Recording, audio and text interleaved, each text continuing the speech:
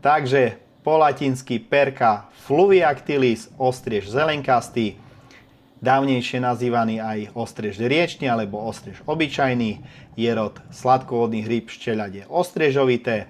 Typickým poznávacím znakom je pevná, ostrá chrbtová plutva, na ktorej sa môžete poraniť, takže pri manipulácii s touto rybou si treba dávať pozor.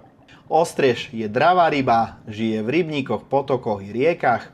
Jeho priemerná dĺžka je okolo 20 cm, trofejné kúsky sa pohybujú okolo 40 cm, len veľmi zriedka nad 50 cm. Trenie prebieha od marca do júna, pri teplote vody okolo 8 stupňov, samica kladie ikry na vodné rastliny alebo iné potopené predmety. Ostrieže sa v útlom veku živia menšími živočíchmi, ako sú napríklad hmyz, dažďovky, rybí poter, larvy, plankton a podobne. Vo vyššom veku sa zameriavajú hlavne na menšie rybky. Ostrieže zvyknú loviť tak, že utvoria krdeľ, v ktorom napadajú menšie rybky alebo choré či zranené rybky.